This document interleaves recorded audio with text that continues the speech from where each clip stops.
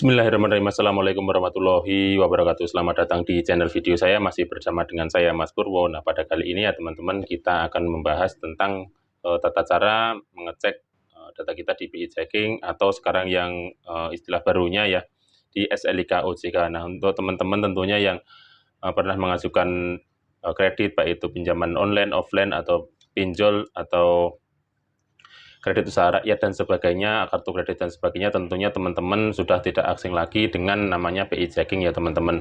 Apa itu BI Checking? Adalah status kita di layanan lembaga keuangan, kita rekod kredit kita di lembaga keuangan dan data diri kita seperti apa statusnya di lembaga keuangan yang di bawah naungan OJK. Tentunya teman-teman yang bermasalah maupun yang tidak bermasalah atau yang sedang mengajukan kredit ternyata ditolak, itu teman-teman kemungkinan ada data yang bermasalah di SLIK OJK atau di BI Checking-nya tersebut teman-teman. Tentunya teman-teman kalau dari pihak lembaga pembiayaan kartu kredit atau lembaga keuangan lainnya, biasanya mereka mengecek dulu status kredit kita seperti apa. Nah, tentunya kita juga bisa mengecek sendiri data kita di BI Checking itu seperti apa, apakah kita bersih atau skor kredit kita seperti apa, yang menyebabkan kita ditolak di lembaga keuangan, atau kita hanya sekadar iseng-iseng aja ingin mencari tahu skor kredit kita, ingin mencari tahu seputar data kita di BI itu seperti apa atau di SLIK OJK itu seperti apa.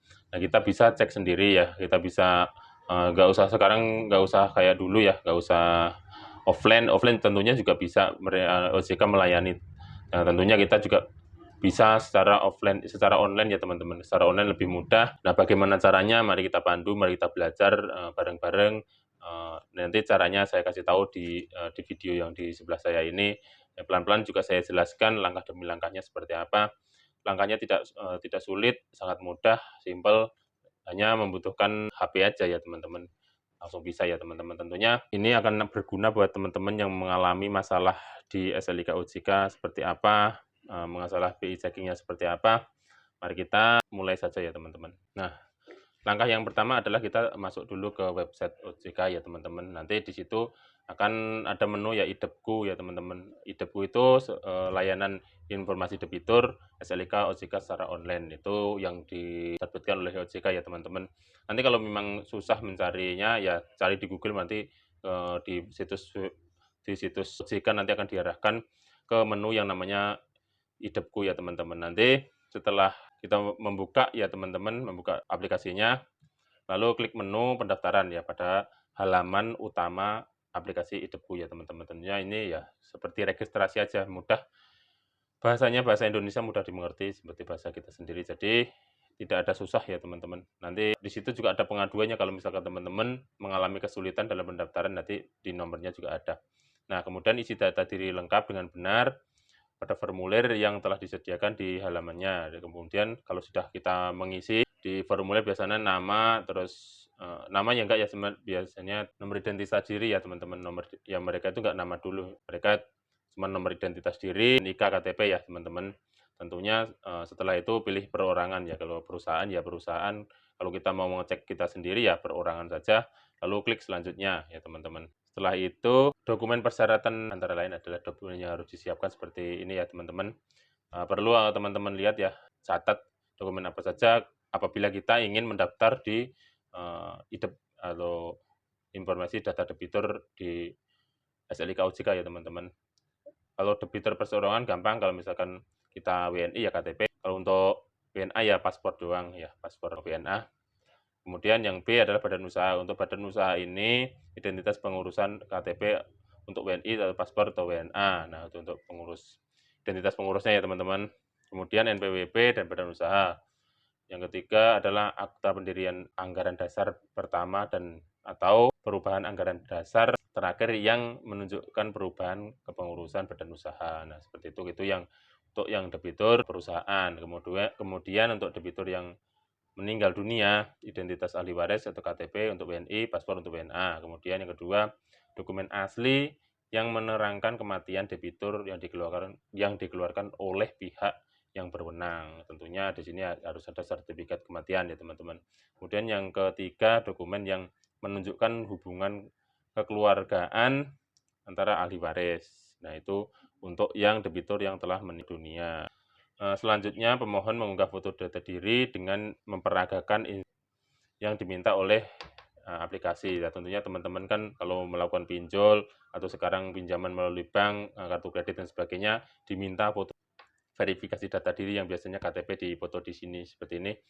Nah, itu gunanya ya ini, mereka itu dari pihak bank mengecek secara mandiri mereka mengecek data diri kita ke OJK ya teman-teman. Tentunya kita juga bisa ngecek sendiri, tapi mereka kan juga pengen kevalidasinya, mereka pengen tahu sendiri data diri kita seperti apa, apakah kita layak diberi fasilitas pembiayaan atau tidak, tentunya seperti itu ya teman-teman. Mereka itu fungsinya kalau kita melakukan pinjol dan sebagainya untuk dipoto data diri ya. Itu kalau yang legal ya, kalau yang ilegal cuman untuk verifikasi, nanti mereka juga bisa digunakan foto kita untuk meneror kita kalau yang ilegal. Kalau yang legal ya fungsi melihat data diri kita, skor kredit kita seperti apa di SLIK OJK ini ya teman-teman. Tentunya sangat mudah ya teman-teman untuk mengecek data kita di SLIK OJK seperti apa. Nah, kemudian setelah itu pendaftaran berhasil, pemohon akan menerima email dari OJK yang memuat daftar antara lain informasi nomor pendaftaran. Nah, teman-teman